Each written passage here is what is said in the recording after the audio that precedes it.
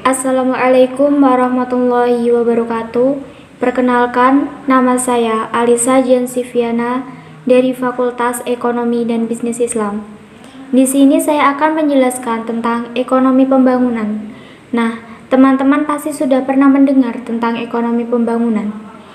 Ekonomi pembangunan adalah suatu studi yang ditujukan untuk meningkatkan taraf hidup penduduk di negara-negara yang sedang berkembang dengan memecahkan masalah-masalah utamanya, yakni kemiskinan, pengangguran, dan pemerataan.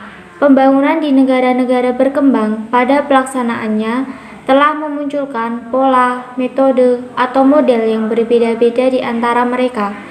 Perbedaan ini telah menjadi paradigma atau pandangan yang mendunia dalam melaksanakan pembangunan. Di antara paradigma pembangunan di negara-negara berkembang itu ada 8.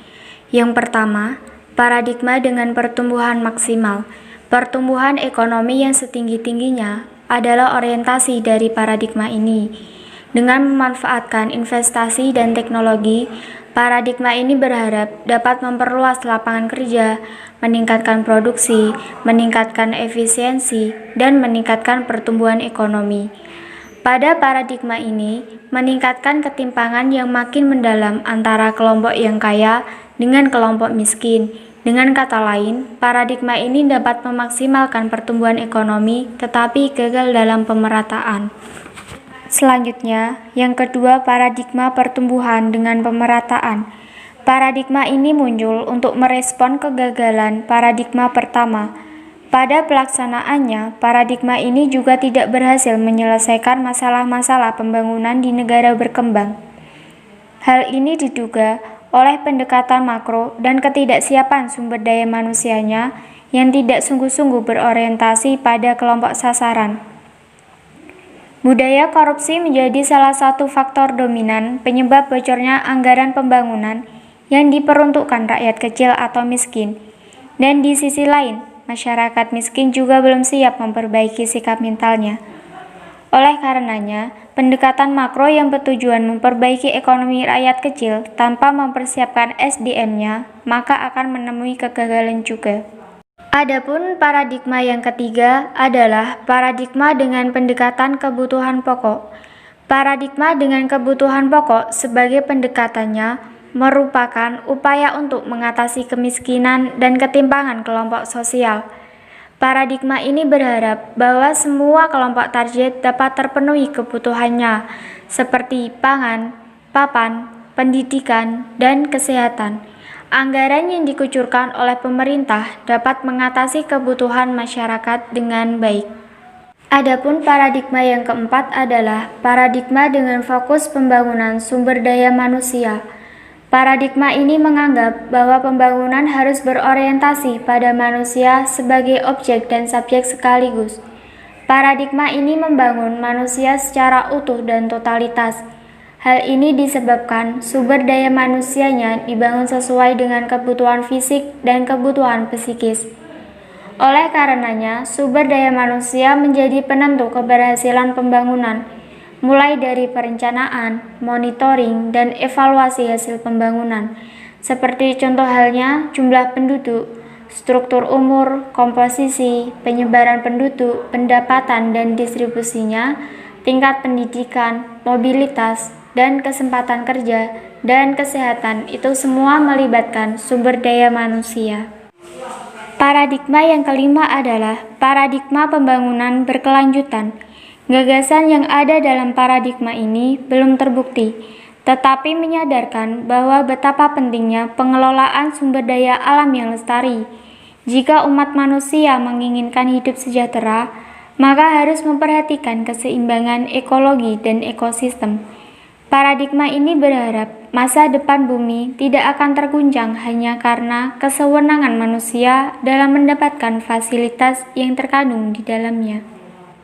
Paradigma yang keenam adalah paradigma dengan partisipasi masyarakat dalam pembangunan. Paradigma ini muncul dalam rangka kritik terhadap pembangunan yang direncanakan secara terpusat.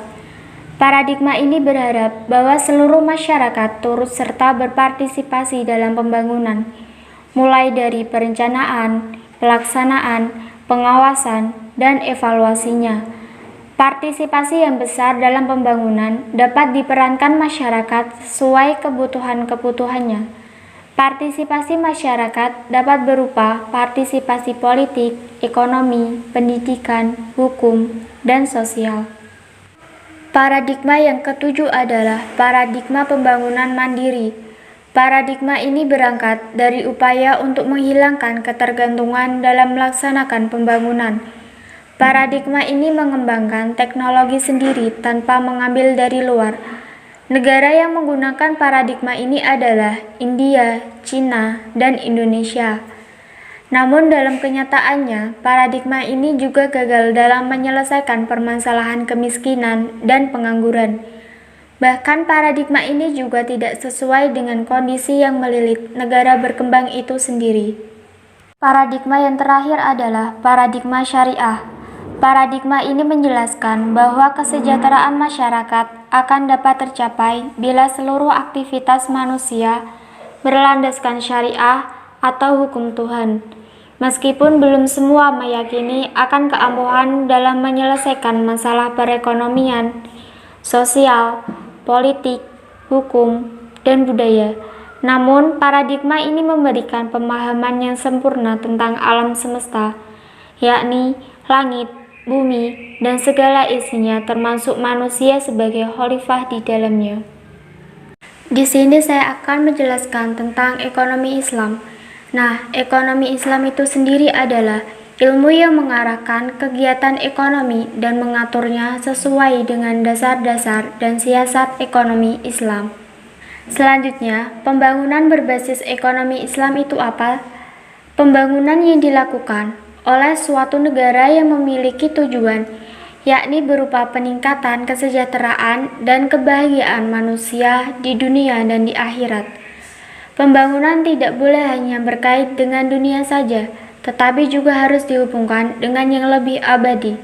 Oleh karenanya, pembangunan harus merujuk atau didasarkan pada ketentuan syariah, baik dalam bentuk firman Allah, sabda Rasul, ijma, dan qiyas.